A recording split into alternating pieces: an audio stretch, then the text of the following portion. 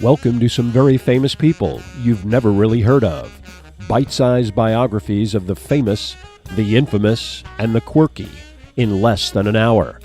My name is Philip D. Gibbons, and there is more information about me, this podcast, and a bibliography at someveryfamouspeople.com.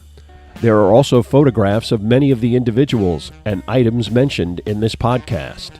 At the conclusion of Part 1 of this presentation, there will be additional suggestions concerning further information about today's subject, notorious skyjacker D.B. Cooper.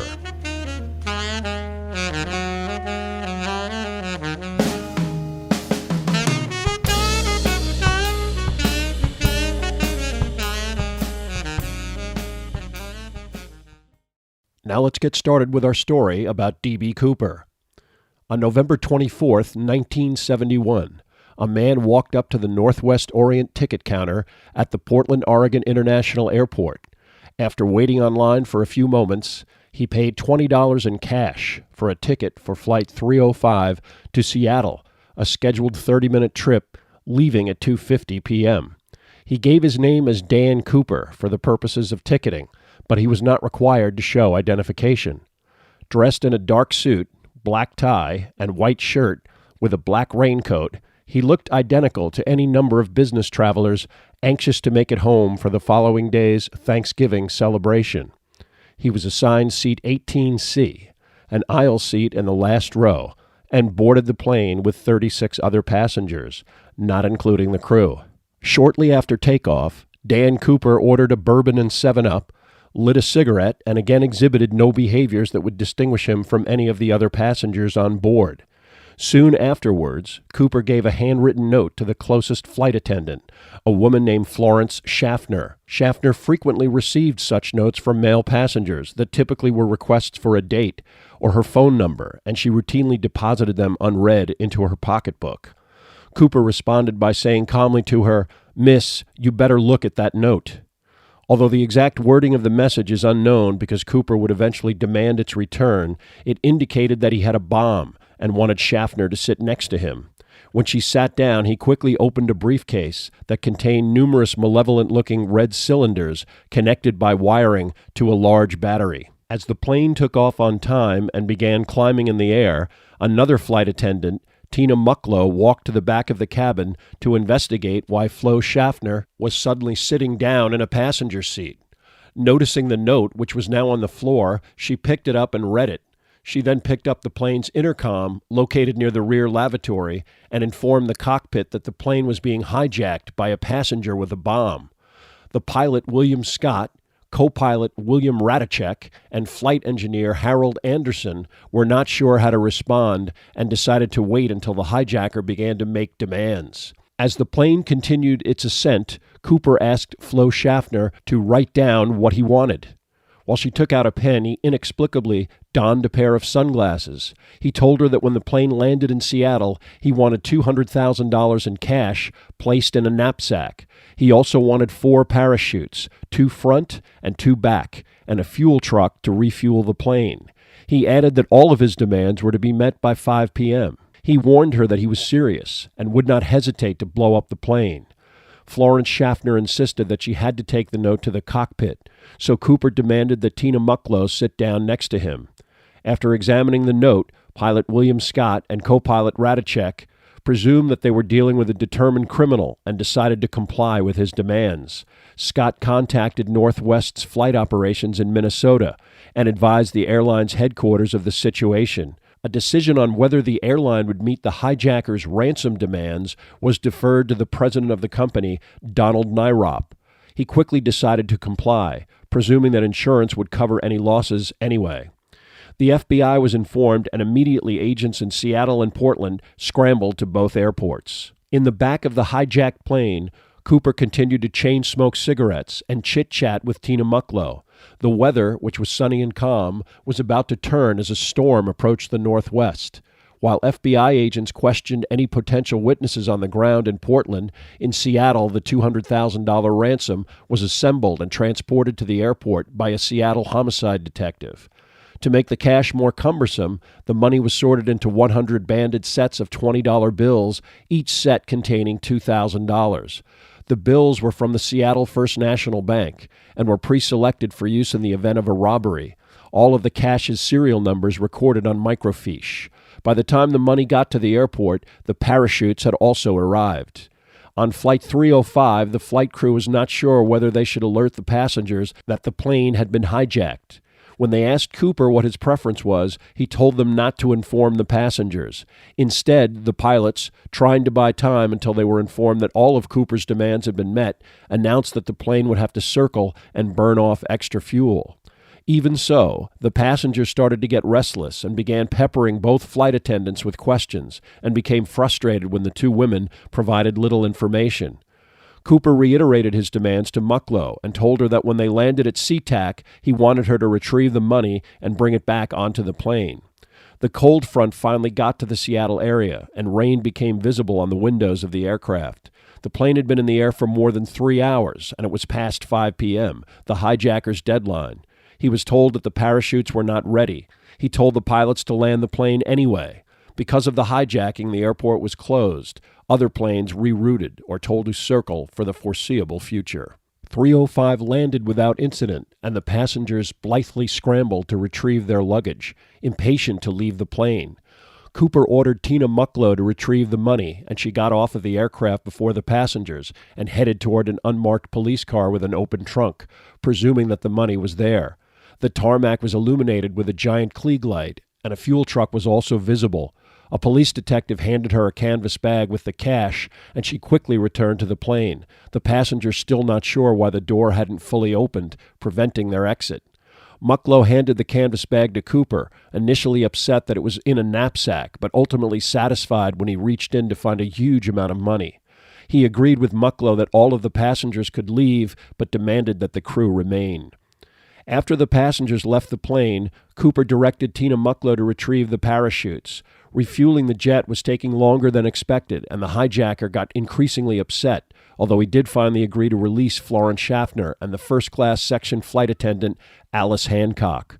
But he insisted that Tina Mucklow remain with him and that no one else could come past the first-class cabin curtain, or he would detonate the bomb. He then gave her further instructions. The plane was to be flown to Mexico City, flaps down to reduce speed. The plane could refuel in Mexico but could not land anywhere in the United States. It also was not to be flown at an altitude higher than 10,000 feet. The hijacker also made a final curious and potentially dangerous demand. The Boeing 727 had an aft door that could be lowered to allow passengers to enter and exit. Cooper demanded that the plane take off and fly with the door open. When it was explained by the pilots that this would be extremely dangerous, he demanded that Tina Mucklow show him how to open and lower the back door. Finally, an edgy Cooper personally got on the intercom and demanded that the plane leave immediately. When the pilots replied that they were working on a flight plan, he insisted they leave, noting that they could finish the flight plan after taking off. Cooper had the flight attendant demonstrate how to lower the aft door, a simple process involving pushing down a lever, told her to have the pilot shut off the cabin lights, and then dismissed her. As she left, he told her not to come back through the first-class curtain again, and he began cutting up one of the parachute cords and tying the canvas money bag around his waist. The plane took off and began to move quite slowly. Only minutes after the ascent, Cooper got on the intercom again and explained that he couldn't get the aft stairs down. It was clear to the crew that he would probably attempt some kind of jump out of the plane. Suddenly, a light illuminated in the cockpit, indicating that the aft stairs were open. The co-pilot got on the intercom to try and determine what had transpired and asked Cooper if he needed any help. Cooper said no. The external temperature gauge is read -7 Fahrenheit. External air allowed in through the plane's now lowered back door would have lowered the interior's temperature dramatically and send air currents whipping through the cabin. Noise from the jet engines would also add to the chaos and discomfort. The co-pilot got on the intercom again and asked if everything was okay. Cooper's response was a terse, "Everything is okay." The flight engineer could tell from the instrument panel when the rear of the plane oscillated mildly, indicating that Cooper might be walking onto the aft stairs and could even be poised to jump. The plane had been in the air for approximately 30 minutes and was approaching Portland, Oregon, but was still over a darkened wilderness area north of the city. The co-pilot again attempted to raise Cooper on the intercom, but for the first time he got no response. These attempts continued until Tina Mucklow informed Cooper that they had to land in Reno to refuel. Again, there was no response, even to her request to raise the stairs. Mindful of Cooper's demand not to enter the rear of the cabin, the pilot decided to land with the aft door open. By now, a pair of F-106 jets and a larger rescue plane trailed Flight 305. Despite a great deal of noise, the plane landed safely, and the pilot unlocked the cockpit door, at first gingerly moving towards the rear of the plane, yelling to Cooper, ostensibly to ask if he wanted them to refuel, but also determine if he was even on the plane. There was no response. The rest of the crew emerged from the cockpit and followed slowly behind the captain. He finally got to the curtain separating first class from coach and yelled to see if Cooper would respond. Hearing nothing, he slowly opened the curtain, revealing an utterly disheveled back of the plane, paper and debris blown everywhere by the wind, and food from uneaten meals splattered on the walls. But Cooper was nowhere to be found. He had vanished literally into thin air. Before Flight 305 even landed, the first misstep in the hunt for the hijacker unfolded. News reporters listening to police scanners heard of the hijacking, and one of these journalists, Clyde Jabin of United Press International, got a hold of a Portland FBI contact to determine if there were any suspects. There was, he was told, a D. Cooper. Jabin thought he heard two initials and repeated D as in dog, B as in boy. The agent, also confused, confirmed the name D.B. Cooper by merely saying yes. Jabin wrote up the story with the erroneous name, and it quickly hit the wires and was repeated across the country and around the world, forever mislabeling the mysterious hijacker as D.B. Cooper. In the immediate aftermath of the hijacking, the FBI, the chief law enforcement agency charged with investigating the case, completely searched the airplane and meticulously interviewed witnesses, the flight crew, and especially the two stewardesses who interacted with Cooper. They uncovered numerous fingerprints ultimately determined to be useless. 2 of the 4 parachutes the hijacker left behind, a clip-on tie that would turn out to be from Penny's department store, a pearl festoon tie clasp, and 8 cigarette butts of the brand Raleigh, a cheaper alternative to more high-profile tobacco brands. On Thanksgiving morning, a Portland FBI investigator involved in the case, Ralph Himmelsbach, took it upon himself to use his own single-engine plane to fly over the area where it was believed that Cooper might have bailed out. He spent much of Thanksgiving Day flying back and forth over Vector 23, the route that Flight 305 took through the area, trying to spot some trace of the hijacker, a parachute, clothing, a campfire, even a body. Himmelsbach came up with nothing, and because of the poor weather and visibility, a full-scale search on foot would not begin until Friday, November 26th. D.B. Cooper's hijacking was the lead national network news story, beginning a public fascination with the case that only increased over time. On Friday, approximately 36 hours after the hijacking, local law enforcement from 4 southwestern Washington counties convened on the town of Woodland to begin a more thorough search for D.B. Cooper, or anything relative to the hijacking. FBI agents flooded into all of the remote towns and hamlets in the vicinity of the rugged 150-square-mile area where it was believed Cooper might have landed. Searches by helicopter, small aircraft, and even on foot were conducted, but they were hindered by the rugged, wooded territory that needed to be meticulously examined. If the hijacker survived the jump and planned an intelligent escape, no better locale could have been chosen for such an undertaking. No evidence or trace of Cooper was immediately found, and nothing suspicious was uncovered by the subsequent investigations conducted by the FBI. The only substantive clue to emerge from this stage of the investigation were the composite sketches of the hijacker, which would become universal popular culture icons. One shows an average-looking nondescript male with the benign expression of an accountant or insurance adjuster. The other is a little more quirky, the hijacker now clad in stylish sunglasses befitting a hitman or a Bond villain. Weeks passed without an arrest or even a suspect's name. Cooper's exploit faded from the headline, and the FBI became resigned to the lengthy investigation that would be necessary to identify and arrest D.B. Cooper. Another ramification of the hijacking were the numerous other similar incidents that occurred in the coming weeks and months. Lone male hijackers, brandishing either a firearm or alleged explosive devices, boarded American passenger planes, took hostages, and demanded large amounts of cash and parachutes. Most were killed or apprehended on the ground. One, Richard LaPointe, actually successfully bailed out over northeastern Colorado with $50,000, only to surrender after about an hour on the loose, his slacks, cowboy boots, and a shirt providing little insulation from the January cold.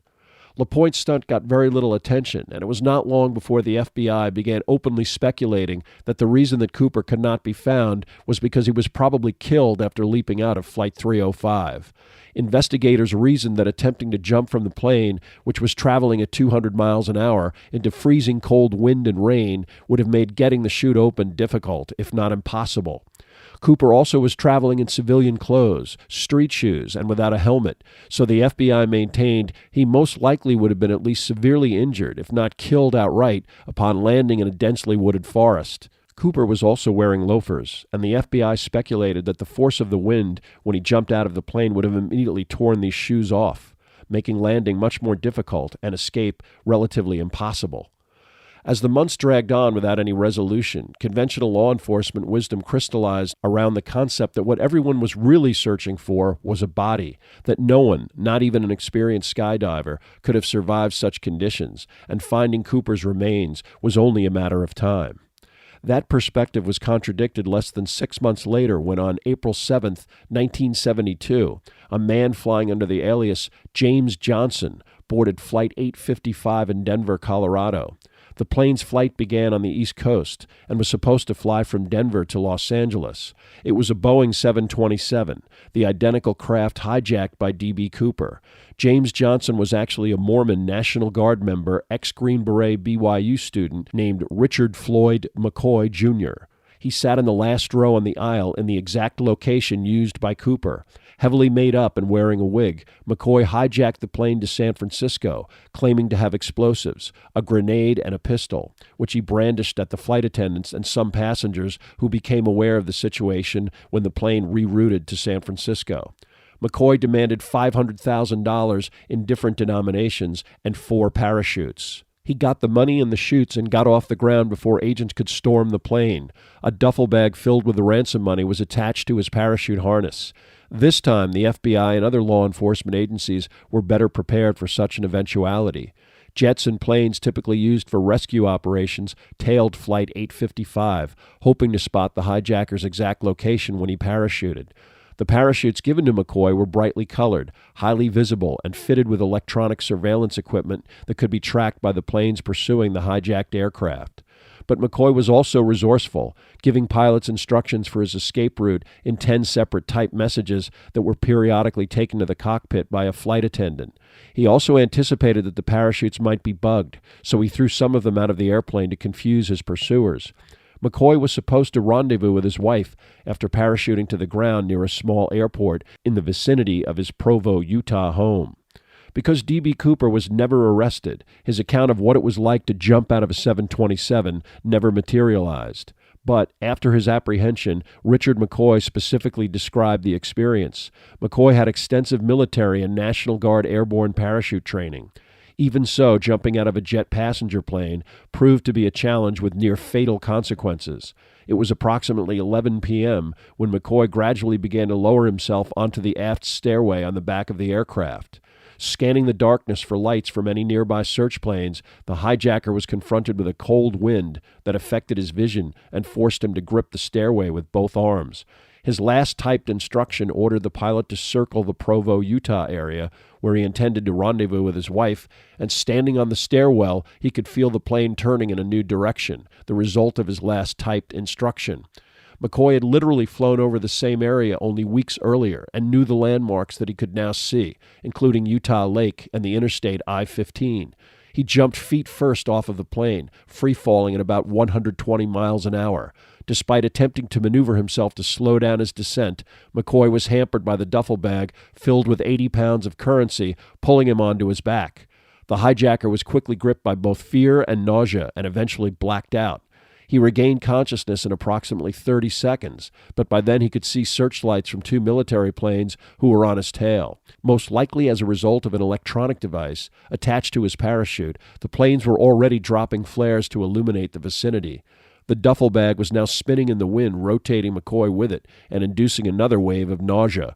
He had difficulty pulling the ripcord, but eventually got his back chute to open, his velocity and twisted parachute lines forcing him on top of the open parachute.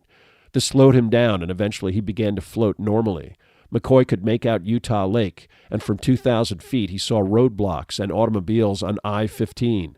Although the spinning that he experienced in his descent was now distorting his eyesight, he was aware enough to alter his descent direction away from the interstate and in the direction of open farmland. His landing was uneventful. He was even able to shift most of the impact from a right ankle he had sprained while skiing. McCoy remained motionless on the ground for a few minutes, the canopy swirling in the breeze around him as he exulted in even surviving his audacious stunt. The pilots on 855 sensed when McCoy bailed out of the plane, and a crew member was sent to the rear to verify if the hijacker was gone. When he was nowhere to be found, the pilot radioed that McCoy had jumped in the vicinity of Provo, Utah. Immediately, a team of FBI agents were helicoptered to the Provo area. Also on the ground, McCoy's wife Karen waited at the small Spanish Forks, Utah airport where McCoy had intended to meet after he landed. But McCoy was nowhere near that location, and when the 10:30 p.m. deadline for his arrival came and went, she decided that she should leave and headed home. Luckily for McCoy, the FBI helicopter and local law enforcement were focusing their search efforts on Utah Lake, across the interstate and about a mile from his location. He successfully got all of his gear out of the field and made his way over a fence to a ditch by the side of a nearby 2-lane highway. McCoy was able to hide his parachute and the duffel bag in a small metal tunnel that crossed underneath the road. He was then able to walk 1.5 miles, evading roadblocks by crawling on the ground and making it to a drive-in fast food restaurant. It was midnight. The business was in the process of closing, but McCoy bought a soft drink and for $5 convinced a teenage patron to drive him home. He actually made it to his residence before his wife. McCoy subsequently convinced her to return to the culvert, where he retrieved the duffel bag, the law enforcement efforts and roadblocks shut down by the early morning hours.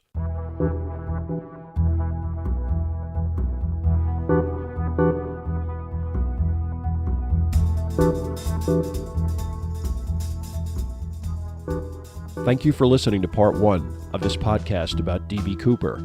Much of the information for this podcast came from Skyjack, The Hunt for D.B. Cooper by Jeffrey Gray, and D.B. Cooper, The Real McCoy by Bernie Rhodes and Russell Calamé. There are also additional photographs, bibliographical, and musical information at someveryfamouspeople.com. If you have enjoyed this presentation, please like us at our Facebook page, Some Very Famous People, and follow us on Twitter at Philip D. Gibbons. Also rate us on iTunes, and, if you have the time, leave a brief review. A link is provided at the website.